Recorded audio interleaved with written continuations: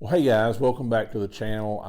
I've been wanting for a long time to do a short video review on my Strong 202 micromotor power carving tools. You can see here. I've had the 202 now for just over 2 years. You probably seen me using it in several videos. I think I first started using it back in 2023 for the Wood Spirit birdhouse that I made. But I've been very pleased with it. It's performed very well, and I have no problem, recommending it for you carvers out there. Now, the 202 has been replaced with a newer model called the 250.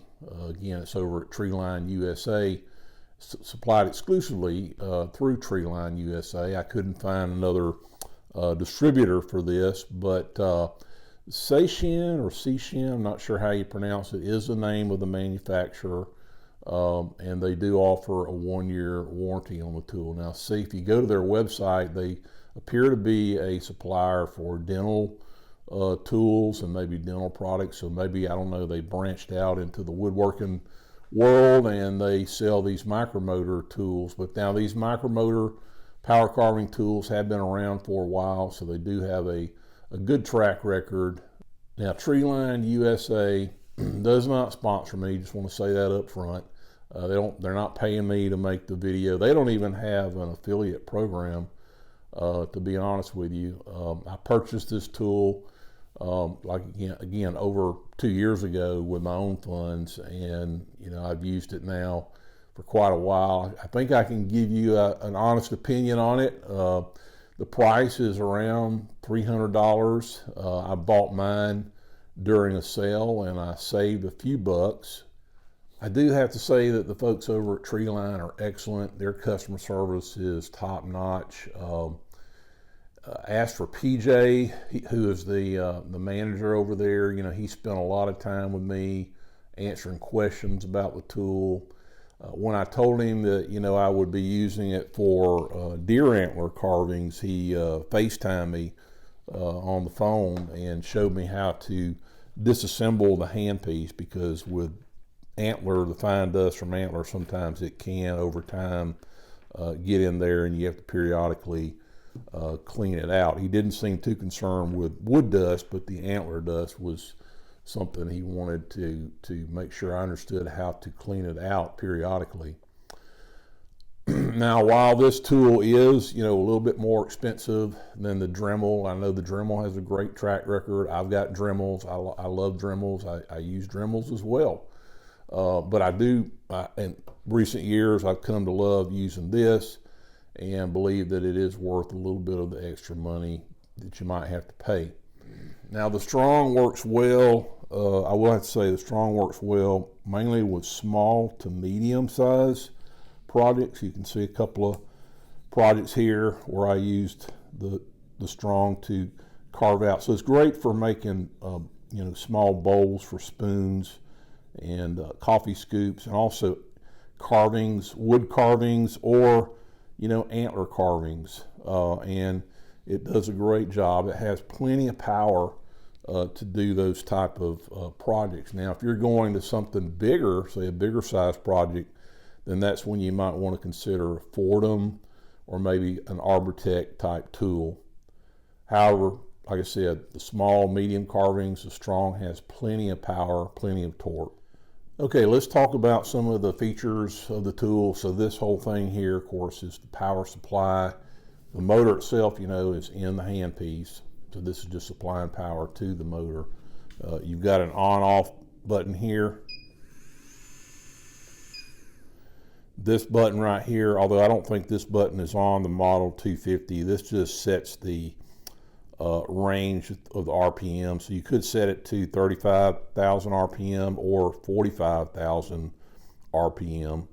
I normally don't mess with that button. This button here is for whether you want to use just the hand piece control here, or if you want to use the foot pedal. I did not buy a foot pedal with mine. I think with the 250 it may not be an option, so I think it comes with a foot pedal. Now this is the reverse and forward, so this just turns the direction of the spin of the tool. And I think it has more to do with whether you're right or left-handed, but like with these cut saw bits, I mean, it really doesn't matter what direction that you're turning. I mean, when you're using it to carve, of course, if it's going in the forward direction, then you might do more of what I'd call, if you compare this to knife carving, paring cut, in this direction. If it's going in the other direction, reverse direction, it's more kind of like a push cut. But again, it's not super connected to grain direction, although you still do have to consider grain direction to some degree. Now with the fluted burrs, this is a carbide burr. I don't know if you can see. It's a carbide burr. You notice there's some flutes on it. Those flutes are designed a certain way so that when you do put them in the handpiece, you want it to be in the forward direction, because that enables it to carve better, cut better. Now the tool is variable speed. You control the speed here. As you can see, it can reach all the way up to 45,000 RPM. That's about 10,000 RPM more than, say, a Dremel. It carves very smoothly at those higher RPMs. However, you still need to maintain the RPM recommended, on the packaging that comes with your carving bit. So make sure that you don't exceed that. And you want to experiment with the RPMs, obviously, for different wood species, because sometimes at a higher RPM you might actually burn certain woods, so you might have to reduce the speed a little bit to eliminate that. Okay, let's do a quick demonstration, and we'll show you how this works on a piece of tupelo, which is a very popular wood for power carving. I'm going to turn this on. The first thing I want you to notice is how quiet it is. So it's very quiet, very easy to rest in the hand. Now I've got it at about 18,000 RPM. At that speed, it's not quite as smooth, and the bit does grab the wood a little bit. When I turn this all the way up to a higher RPM, it's a very, smooth cut. And I've got the tool in the forward direction, so you notice I'm doing sort of a paring cut, kind of back toward me, and since I'm right-handed. Now the handpiece is very ergonomic, as you can see. It's very easy to use. There's no, metal shafts here. It's just a power cord.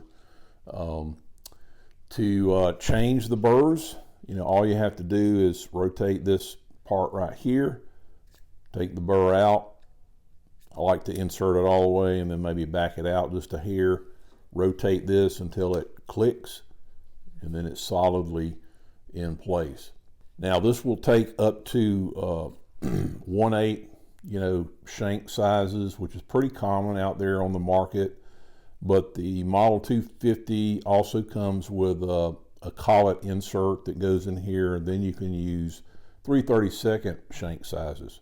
Now, if you want to use the really small, fine dental burrs, you have to purchase another collet reducer for that for 1/16 shank size. But you got to purchase that separately.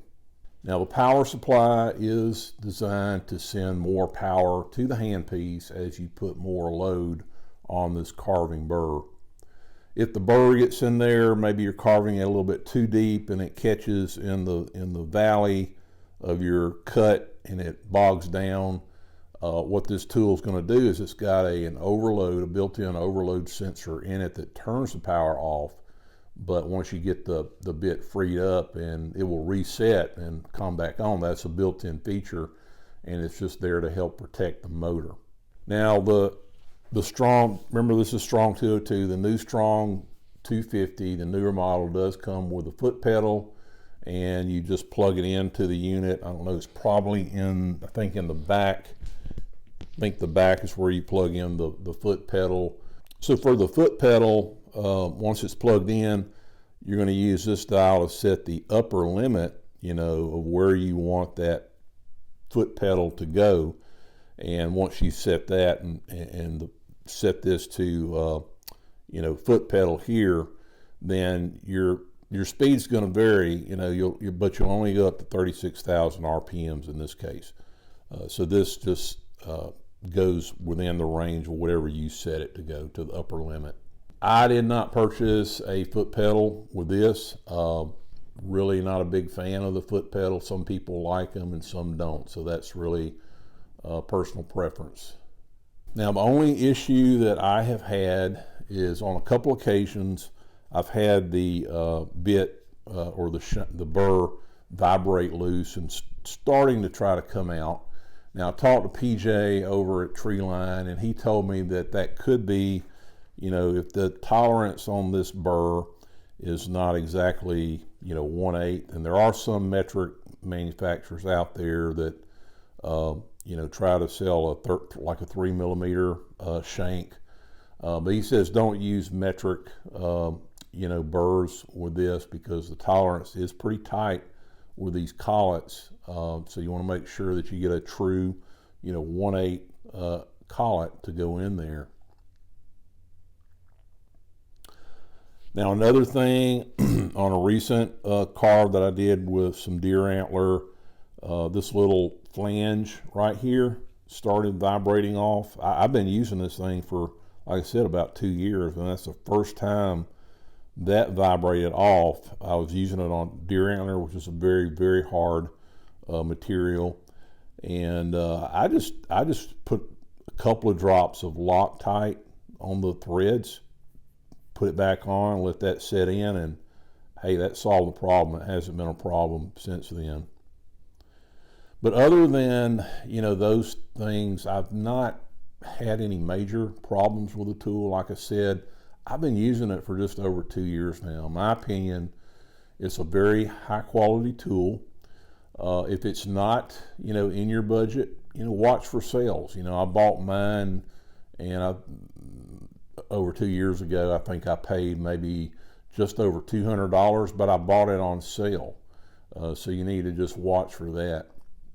Now, I didn't purchase the foot pedal with mine, so that is probably why mine is a little bit cheaper. Now, I've also bought the Master Carver Micro Pro. It's about the same price as this. However, I haven't used it long enough to really give you a good review on it yet, so I hope to be doing a review on that in the future.